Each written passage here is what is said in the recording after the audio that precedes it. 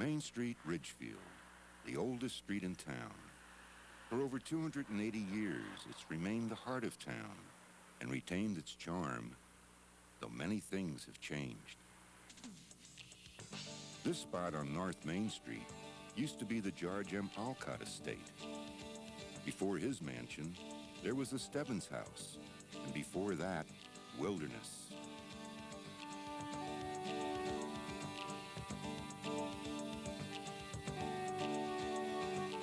In the Ballard Park of today, Mrs. Ballard's mansion once stood.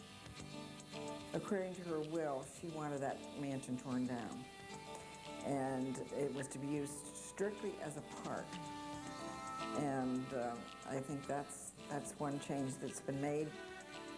Over the years, all sorts of things have happened to change how Main Street looks. About 100 years ago, a huge fire swept through town. But Ridgefield recovered, and it grew. How it grew. We used to sit on the front porch of our house and watch the cars go by. You know, maybe 2 or 3 an hour. That's a different thing nowadays. Under the pressure and pace of change, how does a town this old hold on to its past? Well, in Ridgefield's historical district, community groups and homeowners maintain the character of days gone by. And at the southern end of Main Street, on a spacious shaded lot, a large portion of our history and heritage is preserved here in this house. Over a span of 10 generations, it's been a farmhouse, a tavern, a hotel, and a summer home. And today, as a museum and cultural center, it lives to tell its story.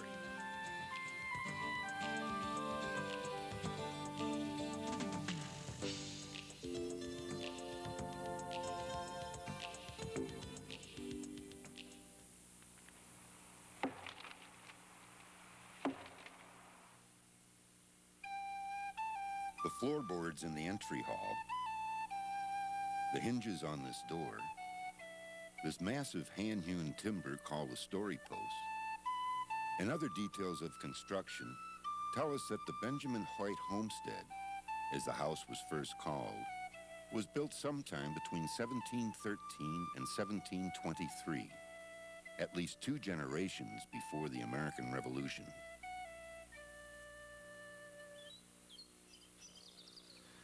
Oriented north towards the common laid out by the first settlers of Ridgefield, the house was smaller then. Its original 4 rooms, 2 upstairs, 2 down, were clustered around the central chimney stack for heat and light and cooking in the main room called the hall. In his book, Recollections of a Lifetime, published in 1856, author S.G. Goodrich, world-renowned for his Peter Parley stories, recalls his boyhood in Ridgefield. There was, of course, no baker in Ridgefield. Each family not only made its own bread, cakes, pies, but their own soap, candles, butter, cheese, and the like. The fabrication of cloth was no less a domestic operation. We raised our own flax, rotted it, hackled it, dressed it, and spun it. The little wheel, turned by the foot, had its place and was as familiar as if it had been a member of the family.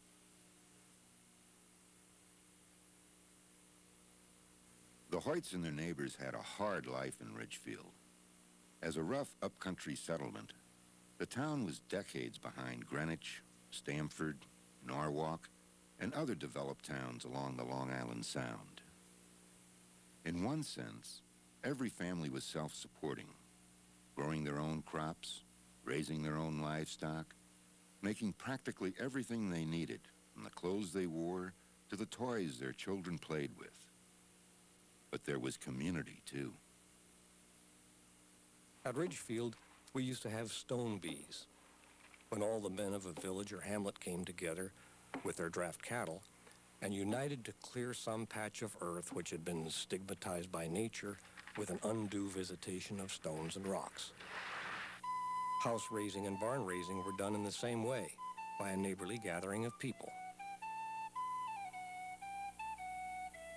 Over their 40 years together on this land, in this house, Ben and Sarah Hoyt built a better life for themselves and their 6 children. When Benjamin died in 1759, the Hoyts had become one of Ridgefield's most prosperous families.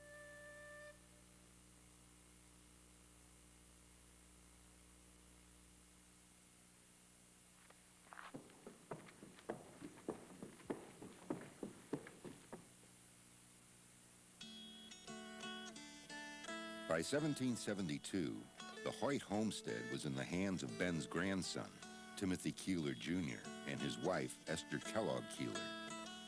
The couple's plan to better themselves involved going into business. So with a license to sell liquor, a set of beakers to dispense it, a sign to display outside their door, a parlor for the ladies and a tap room for the men, the Keeler's farmhouse became T. Keeler's Inn. It was popular from the start with the local people. Tavern haunting, especially in winter when there was little to do, was common, even with respectable farmers. Balls at the taverns were frequented by the young. The children of deacons and ministers attended, though the parents did not.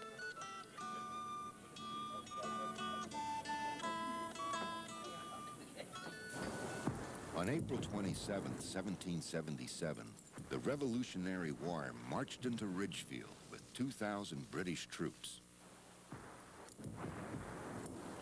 The British, commanded by General William Tryon, had raided Danbury the day before, destroying the military stores of the Continental Army and setting fire to parts of the town. This day, in making their way south to their ships at Campo Beach, Tryon and his forces were encountering stiff and unexpected resistance from local militiamen. Resistance was strongest at barricaded North Main Street, where the Battle of Ridgefield flared up.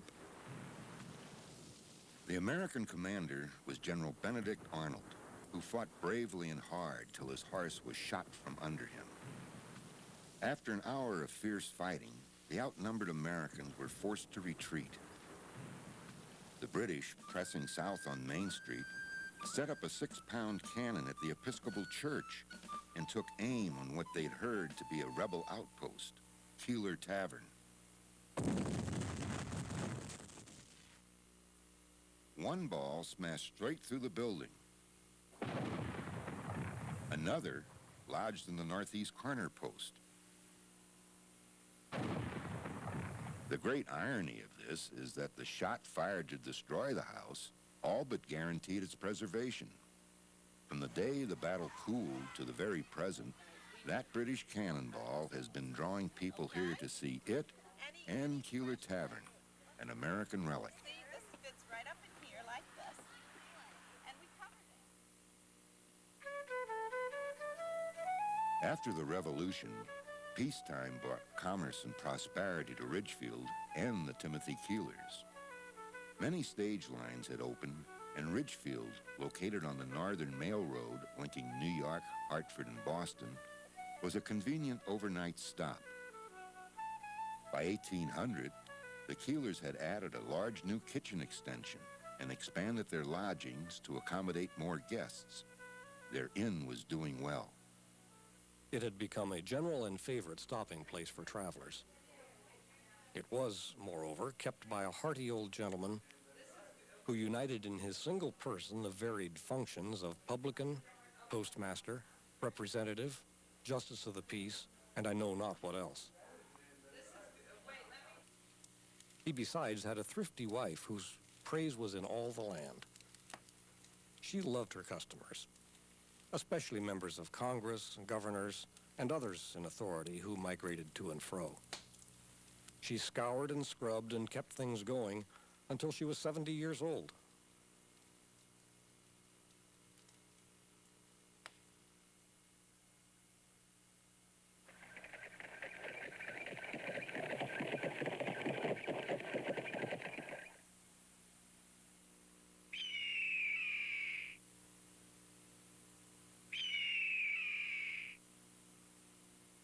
Hotel was a new and fashionable word in America when William Keeler, aged 30, inherited his father's inn. With a new name on a new sign, the new landlord carried on the family business with traditional Keeler warmth and hospitality. In 1815, lodgings were simple and informal, to say the least. Weary travelers, both men and women, shared rooms, sometimes even beds, with complete strangers. That was the custom.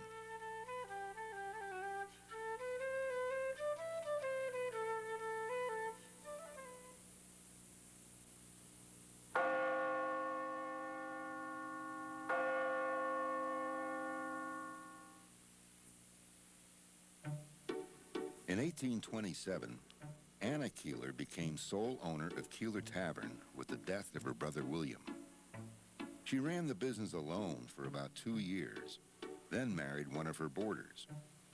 The boarder's name was Abijah Resegee, a successful carriage maker in town.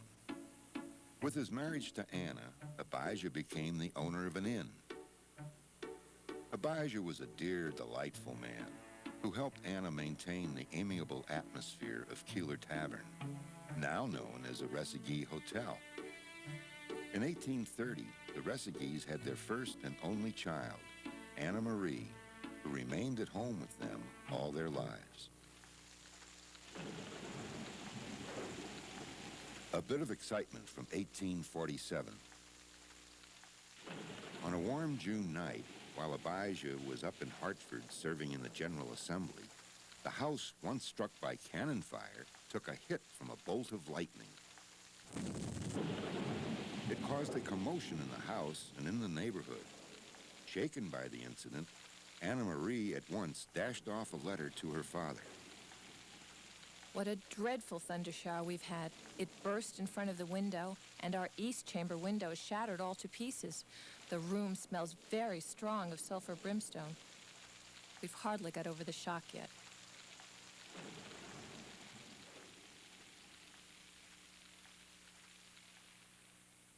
Most of the time, everyday life in mid-19th century Ridgefield was far more peaceful. The town's lack of water power for factories and its location between two ridges had sealed Ridgefield off from the industrial boom occurring elsewhere in the state. But these same hills and nearby lakes made Ridgefield attractive as a summer resort, and the Resegees continued to thrive.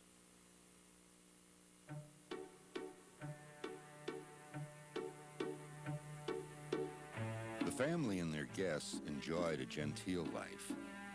There was time for music, literature, and visiting with friends.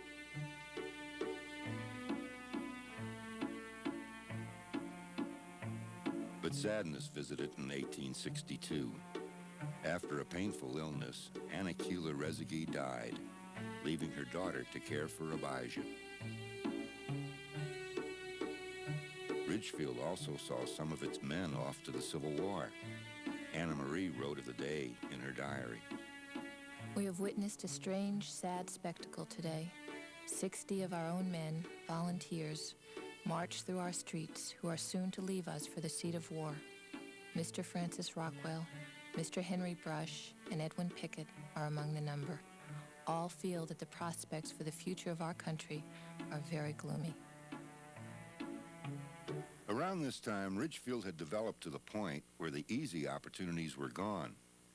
Just as the English colonists had migrated to Ridgefield seeking a better life, so Ridgefield's young men were now moving away, often heading west. The exodus that began in 1860 would reduce Ridgefield's population by 20% over the next 40 years. Anna Marie stayed put, remaining in Ridgefield in her father's house, attending to him and to their guests.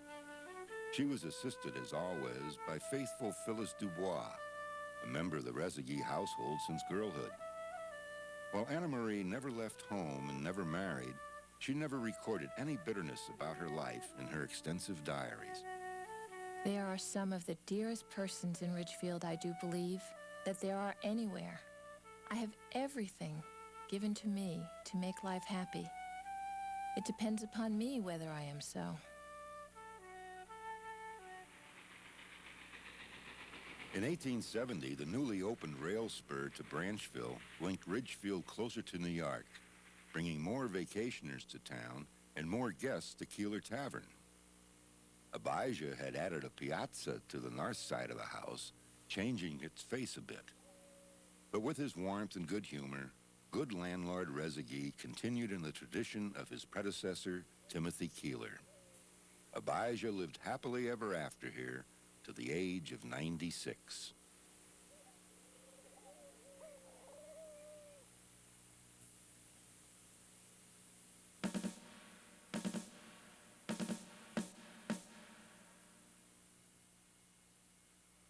In the first decade of the 20th century, Anna Marie Rezegi was alone and approaching 80. She was ready to retire. Ridgefield had transformed into a country seat for upper-class New Yorkers. And when one of them, Cass Gilbert, made an offer to buy Keeler Tavern, Anna Marie accepted it, ending 190 years of family ownership. The new owner, a prominent architect, set straight to work expanding and modernizing what he called his Cannonball House. In this summer home for his family, he added a dining room extension with bedrooms above, a garden house, a formal garden, and such niceties as electricity, central heating, and indoor plumbing at last. With all these improvements, plus a staff of servants, the settler's house that had once seen the harshest living conditions now saw the good life at its peak. The Gilberts did appreciate the colonial days, though, and they carefully restored and preserved the architecture of the original structure and collected furniture and artifacts from early America. As informal curators of local heritage, the Gilberts would open their home on occasion to share the past with the town. Mrs. Gilbert used to have school children here, and we came here to see the Cannonball, I remember as a child. Something else the Gilberts shared with Ridgefield has become a treasured landmark, the Gilbert Fountain. Mr. Gilbert put it where he could view it from his window. A minor work for the architect of New York City's Woolworth Building and Washington's Supreme Court, the fountain may well have been one of his favorite accomplishments. The British, when they came to Ridgefield, fired on the tavern. And they hit the tavern. And the men... In the 60s, mass migration to the suburbs reshaped Ridgefield into a community of commuters. As the population exploded, a small circle of citizens grew concerned about preserving our past. Forming the Keeler Tavern Preservation Society, this group was able, after 2 years of fundraising and deal-making, to purchase what was at that point the Welsh residence and open it as a museum on July 4th, 1966. The group's aim to preserve not just one period, but many, is part of what makes Keeler Tavern truly exceptional. There's an uncommon spirit here as well. I remember hearing guests saying that there was a warmth that came through at Keeler Tavern that didn't come through in other museums. And I've always felt and made the statement that we're really not a staid old museum. I mean, there's activity here, there's life here. We don't sit at the front door waiting for people to come. I mean, there's always something going. And that's really accounted for a lot of our success, too. And she has that little extra piece. Over a span of 25 years, a small band of volunteers has made Keeler Tavern a stimulating place to visit. I think it's really kind of a discovery of tradition and roots and community and history, which I had really not personally experienced before. It's a party place, a learning place, it's an artistic experience through the garden itself and through the building itself, because they are exceptionally lovely and not the ordinary thing at all. The setting here, I think, is quite remarkable.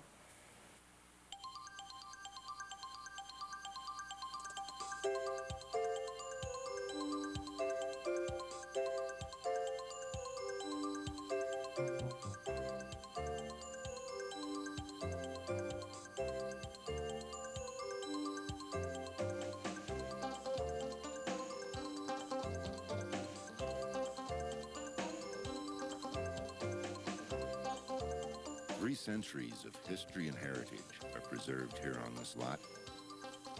There are old memories to explore and new memories to create every time you visit Keeler Tavern.